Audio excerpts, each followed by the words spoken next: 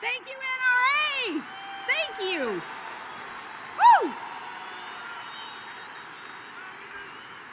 I feel like I'm at home. This feels good. Chris Cox, thank you so much for the introduction and NRA leadership. Man, I don't know what we would do without you today. Are you ready to restart your engine here at Indy?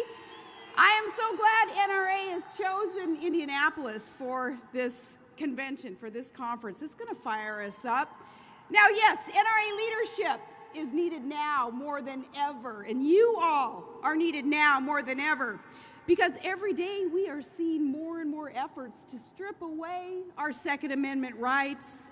And our founders knew that our inherent right to defend life and property and freedom, it had to be enshrined. It was enshrined in America's most perfect blueprint to form a more perfect union, of course, our Constitution. So it was enshrined. And they knew that if the Second Amendment goes, the rest of the Constitution is not far behind. They are trying, though. You know who they are. Look, if you control oil, you control an economy. If you control money, you control commerce. But if you control arms, you control the people, and that is what they're trying.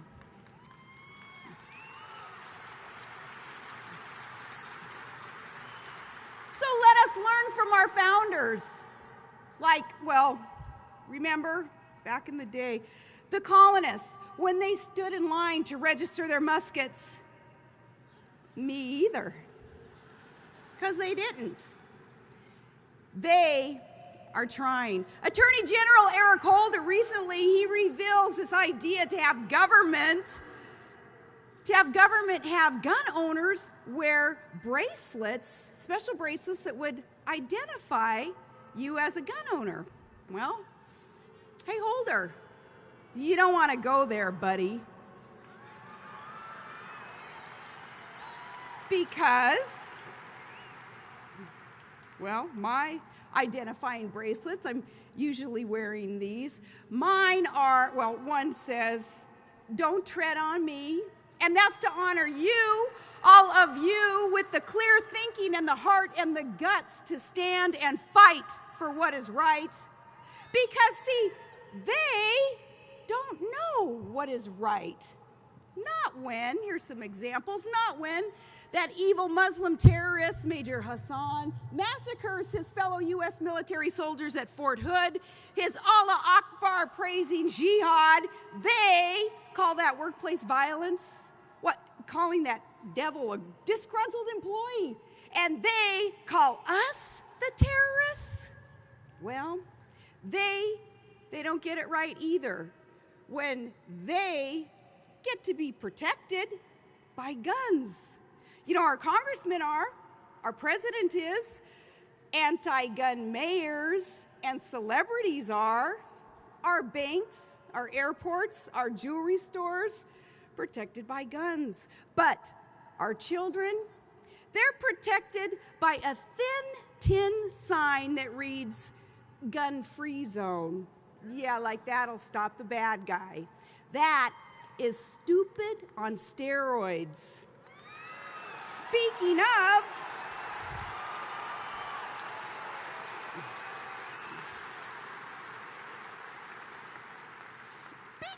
which, Joe Biden, remember this, he telling women before an assault, just fire a warning shot till the cops show up. Just aim up in the air. That was his directive, his advice.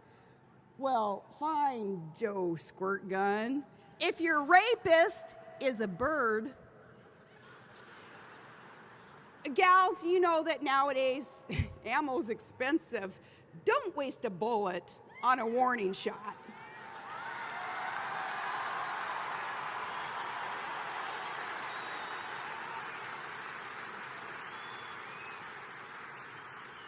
And I love our police, I do, but they can't be everywhere. So, you know, maybe our kids could be defended against criminals on the spot if more mama grizzlies carried. And Obama administration wants you ID'd for that. Well, then go ahead and just carry a sign too. A sign that says, yeah, I carry a gun because a cop is too heavy.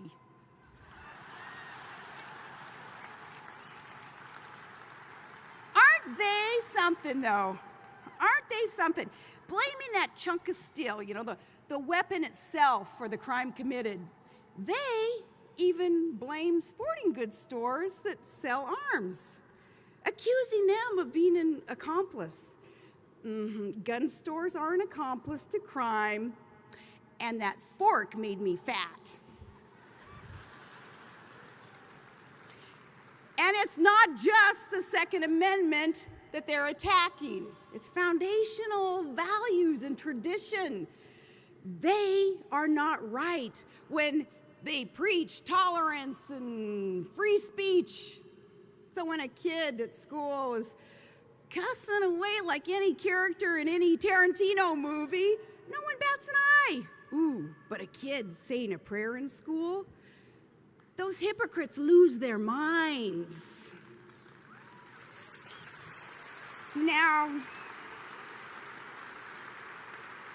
I do have to apologize for that. I am sorry. Not all intolerant, anti-freedom, leftist liberals are hypocrites.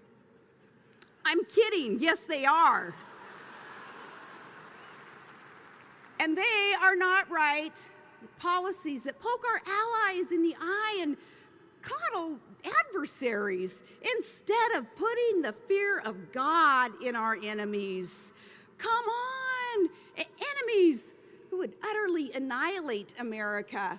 They who'd obviously have information on plots, say to carry out jihad. Oh, but you can't offend them, can't make them feel uncomfortable, not even a smidgen. Well, if I were in charge,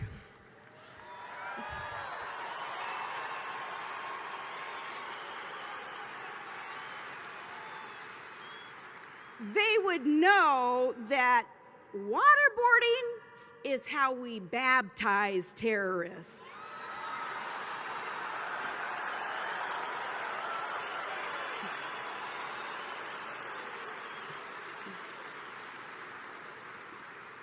Thank God, though, more and more Americans are waking up to the hypocrisy and to the lack of common sense and some of the nefarious intent of them in Washington. And there is an awakening all across this great land. It's building against this assault on our rights, our values, our tradition. It's like these tectonic plates, that are shifting and grinding right before a big earthquake. See, our patience is running thin. It's being teased and tempted by some intellectual elite in some far distant capital wanting us to abandon even the idea of the American Revolution. And as Reagan said, concede our capacity for self-governance and confess that they can run our lives better than we can run them ourselves. They being hell-bent on radically changing, transforming this most exceptional nation on earth. I've said it before, we don't need a fundamental transformation of America. We need a fundamental restoration of America, all that is good and free and safe and secure. So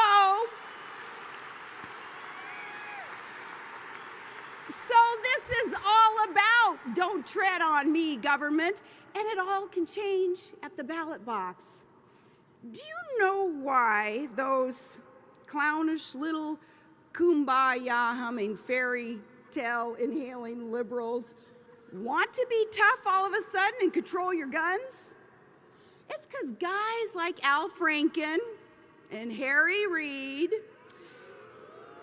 they are not satisfied with just taking your money and your job and your truck and your property and your rights and your health care. They don't want to just stop at that. But by the way, a couple of months ago, there were 30 times as many Americans who registered for a gun license than registered for Obamacare.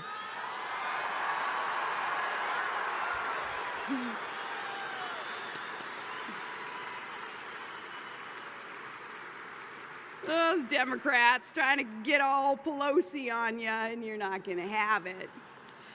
No, but this awakening, it harkens back to our beginning, our founding patriots. They were targeted by an out-of-control government, and they were spied upon, and they were taxed excessively and punished for producing. So they did something about it, and you all know how that turned out. So yeah, about those bracelets, buddy, my other one, it honors our military. A young Gold Star wife gave me her young husband's name. He, a true hero, killed in action, Afghanistan. He and his family paying the ultimate price for our freedom. And I'll never forget, nor ever disrespect our finest with slashed numbers and benefits and budgets. And Mr. Obama, for shame, is this how you thank them? Friends,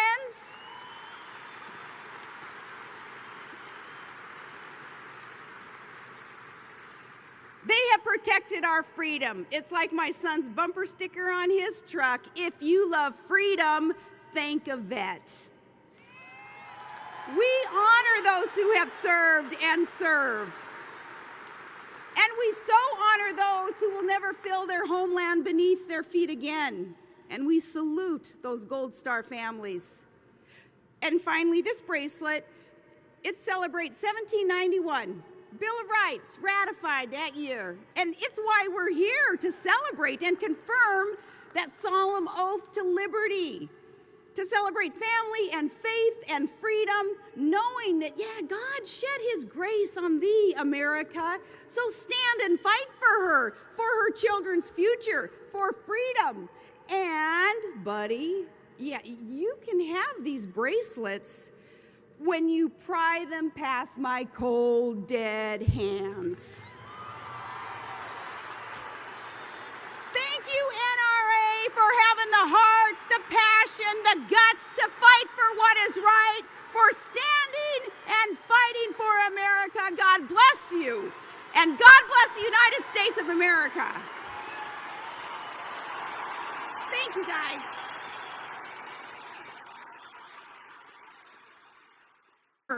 Because every day we are seeing more and more efforts to strip away our Second Amendment rights.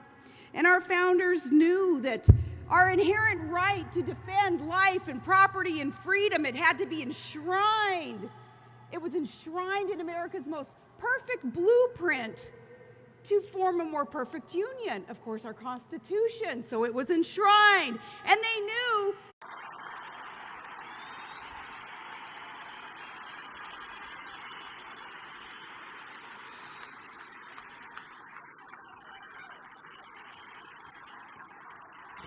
Thank you, NRA.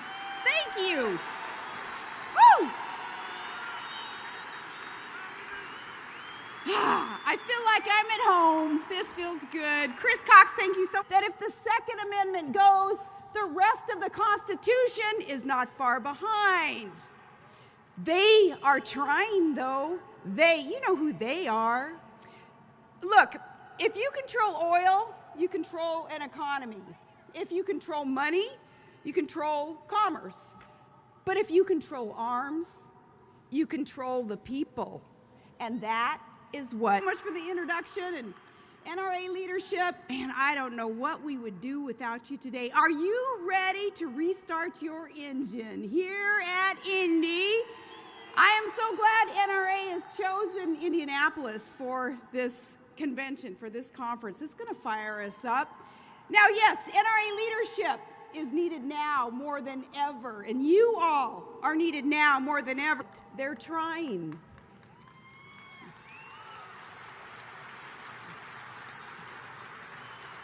So let us learn from our founders. Like, well, remember back in the day, the colonists, when they stood in line to register their muskets? Me either, because they didn't. They